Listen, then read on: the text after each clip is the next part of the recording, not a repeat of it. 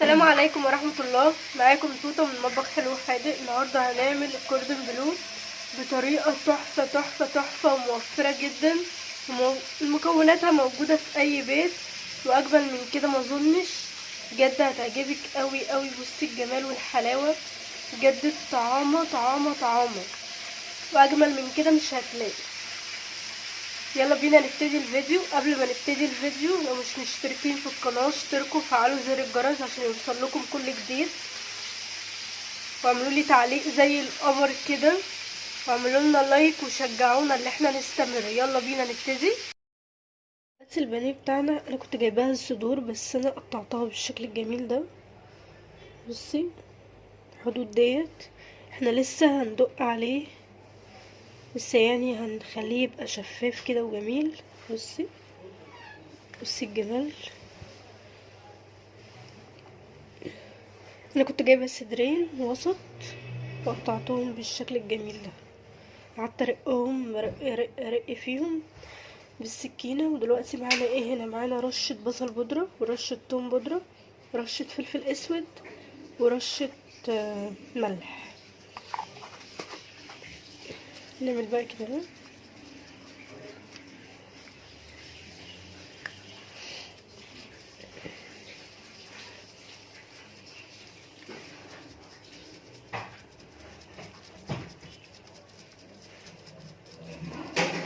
اهم حاجه الفلفل الاسود والملح. يعني عندكيش بصل بودره ولا توم بودره مش مهمين، مهم الملح والفلفل الاسود او فلفل ابيض.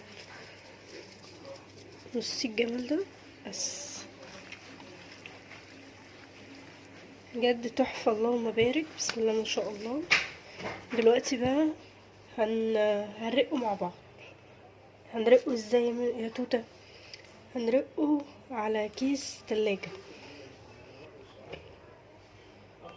دلوقتي جبنا كيس تلاجة وقطعناه بالشكل ده بالمقص، او ممكن تقطعيه بسكينة عادي خالص. حطينا الكيس بالشكل ده. هنجيب اي حتة احنا مقطعينها. النص التاني من الكيس مش هنرميه، هنحطه بالشكل ده كده.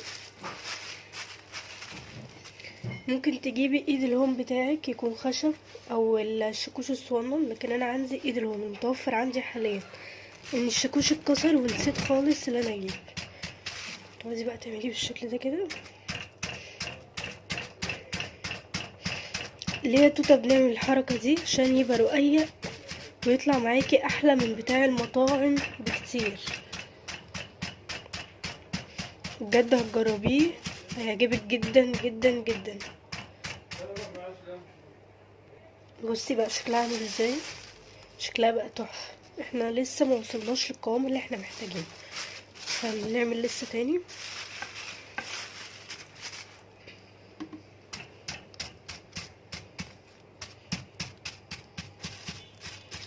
احنا مش بندق جامد قوي قوي قوي عشان اللحم ما يتفرتكش من بعض، لكن احنا بنعمل كده عشان الحته تبقى رقيقه وجميله كده ولذيذه. بصي بسم الله ما شاء الله بقى عامل ازاي، اللهم بارك. جاهزين احنا طبعا طبق تاني يكون فيه كيس، هنشيلها بقى في الطبق ونحط واحده غيرها نعملها مع بعض برضو.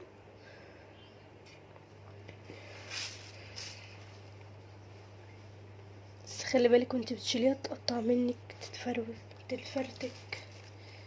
ان شاء الله مش هيحصل كده.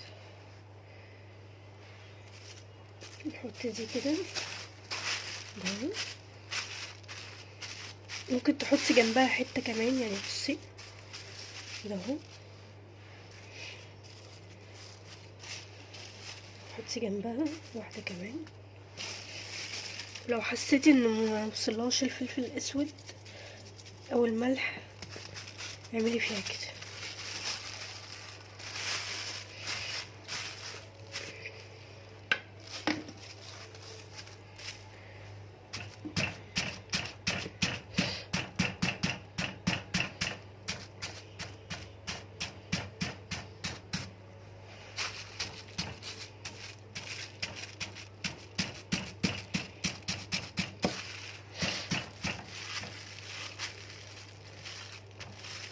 ممكن تعملي كده بس ايه دقة افضل.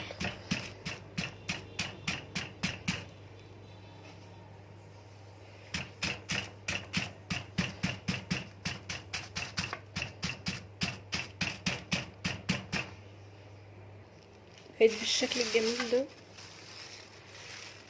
احنا وصلنا خلاص للقوام اللي احنا محتاجينه. بصي كمل بقى الكمية بتاعتي ونرجع تاني. جبنا ورق استرتش وحطيته بالشكل ده. ممكن تجيبي اللهم صل على النبي اكياس المطبخ، الأكياس العادية تجيبيها وتقطعيها وتعملي بالشكل ده، مش لازم استرتش. ده شكلها بعد ما عملناها مع بعض دقيناها. معايا جبنة موتزاريلا ومعايا جبنة شيدر مبشورة.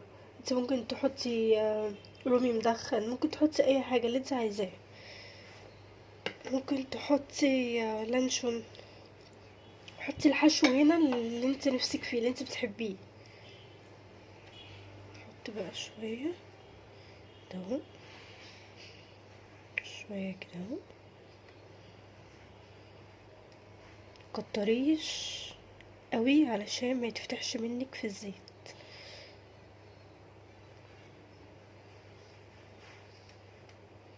بسم الله الرحمن الرحيم.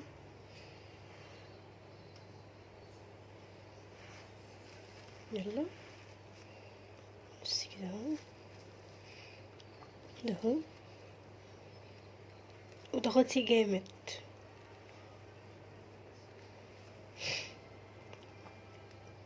بس استني، ايوه ضغطي بقى جامد، ضغطي بقى كده اهو. بصي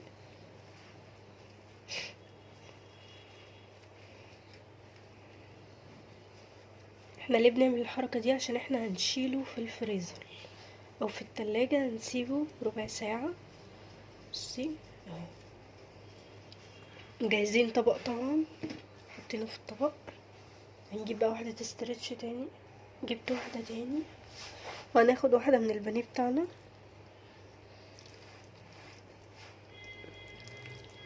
بانيه او صدور الفراخ. طبعا انا مش بجيب الصدور واعملها على طول، احنا بنجيبها من عند احنا بنجيبها من عند وجبنا واحدة تانية اهو. انا لما بجيبه من عند البياع زي ما بنقول، معلش انا نسيت، اللهم صل على النبي، بجيبه من عند البياع. بعد ما بجيبه بغسله غسلة كويسة قوي، واقوم حطاه انقعه الاول في ملح وليمون ومية، واسيبهم بقى، نقفل بس من الجناب، واسيبهم بالظبط حوالي ربع ساعة او 10 دقايق في المحلول الجميل ده. وبعد ما اسيبها كده اهو، اقوم غسلاها كويس قوي، واستعمليها بقى زي ما انت نفسك فيه، يعني زي الاستعمال بتاعك، اي استعمال في الدنيا. بصي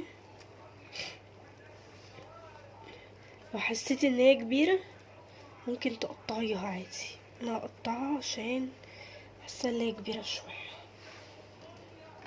نقطع بقى ايه كده اهو بالاسترتش، عشان احنا هناخد الاسترتش تاني. بسم الله، بسم الله. مش مهم، عادي، كل ده بيحصل عادي خالص اهو، اهو، اهو، اهو. دي بقى جامد قوي كده زي ما اتعودنا. نعمليه بالجناب كده اهو، الناحيه التانية نفس النظام.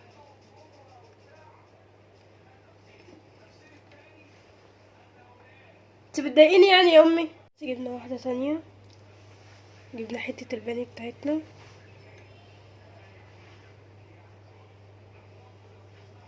مش هنكتر زي ما قلنا علشان ما ينزلش مننا في الزيت.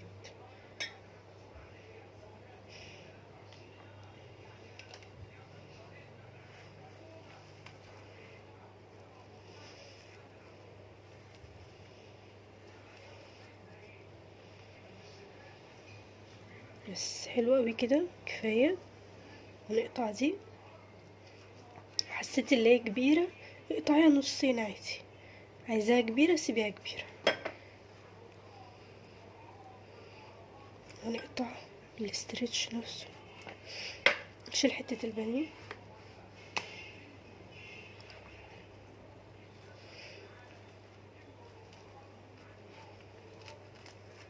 خلاص مش لازم نقطع الاسترتش لانه مش راضي يتقطع. بصي كده اهو، نجيب بقى كده اهو اهو، بقى بالمنظر الجميل ده اهو. اسيبه بقى في الفريزر حوالي ربع ساعة، او في التلاجة بتاعتك ربع ساعة. دلوقتي بعد ما القمر ده بتاعنا قعد في الفريزر بالظبط زي ما قلنا ربع ساعة، هنفك بقى كل ده. فكي بقى وجهزي طبق تاني.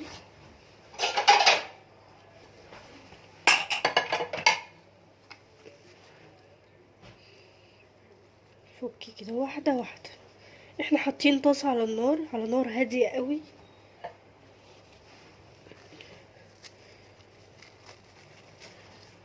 واكيد زي ما انتوا شايفين التوابل وشايفين البيض وشايفين كل ده، انا هقول لكم دلوقتي انا معايا ايه. بسم الله، نفكهم ونرجع. وده شكله ماسك بعضه، بصوا ازاي. هي دي فايدة الاسترتش او كيس التلاجة العادية. دلوقتي معانا بيضتين ضربتهم كويس قوي وحطيت عليهم فلفل اسود وشوية ملح. ومعانا توابل ايه، معايا رشة فلفل اسود ورشة بصل بودرة وتوم بودرة وبابريكا ورشة قرفة ورشة حبان وبهارات فراخ. عايزة تحطي كل ده حطي، لكن اللي هنستغنى عنه ايه، اللي احنا اهم حاجة اللي احنا لازم نحطه الفلفل الاسود والبصل البودرة والثوم البودرة والملح، دول اهم حاجة. انت بقى عايزة تستغني عن كل ده استغني. والدقيق بتاعنا طبعا انت ممكن تحطي بقسماط، لكن انا دقيق بس كفايه. انا حاطه الطاسه على النار، على نار هاديه. ننزل بقى بالتوابل بتاعتنا كلها.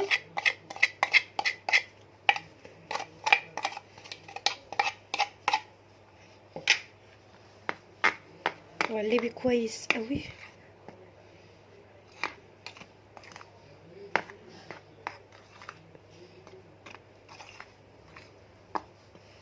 دلوقتي هننزل مره كده اهو في البيض.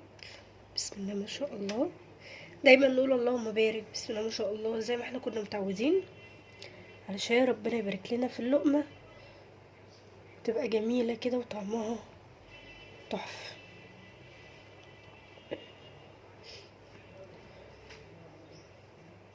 هحطها تاني في البيض. انت لو عندك بقسماط ممكن مره بقسماط ومره دقيق، مره بقسماط مره بيض مره دقيق. جاهزه طبق طبعا.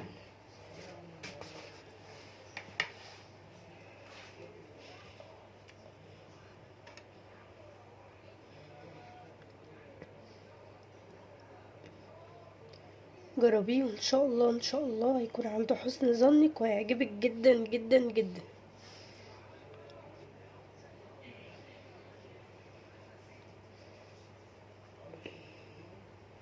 هنعمله مره تاني برضو، معلش نسيت.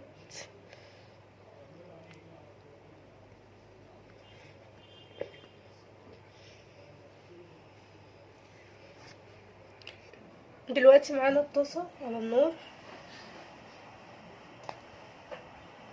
انا عليت النار.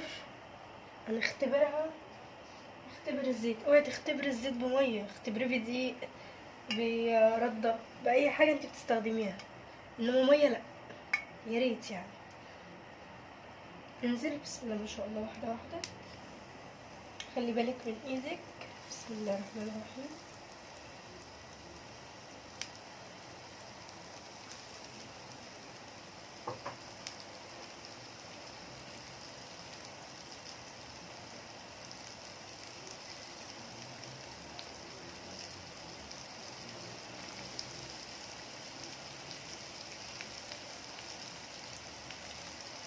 احنا دلوقتي خلينا النار متوسطة، ولا عالية قوي ولا واطية.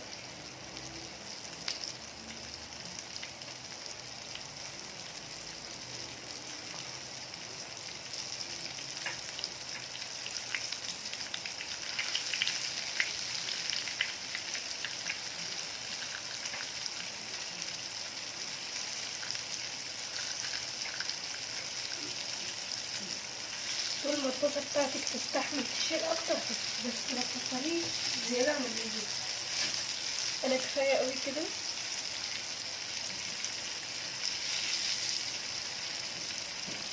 سيبه اول ما ياخد اللون الذهبي او مقلباه. بصي هي لسه اول ما ياخد اللون الذهبي هنقلبه.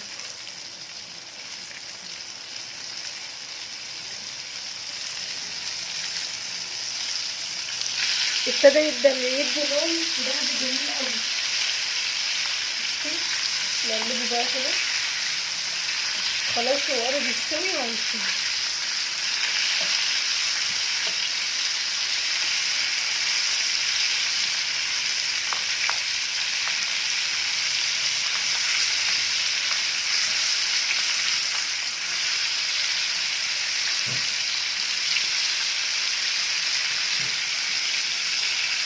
بالشكل الجميل ده مجهزين طبق وفيه مناديل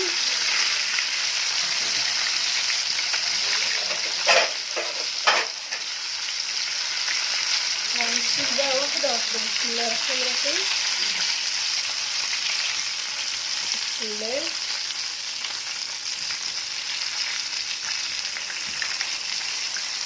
بجد جميلة جميلة جميلة.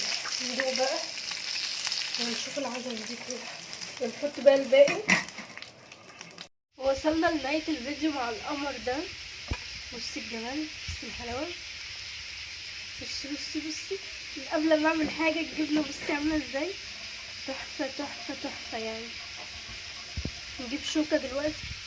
بجد قمر قمر قمر قمر. بصي الحلاوة، يا خرابي يا خرابي، سرقت قلبي. بألف هنا. يا رب اكون عند حسن ظنكم. يا رب الحلقة تكون عجبتكم. السلام عليكم ورحمة الله وبركاته.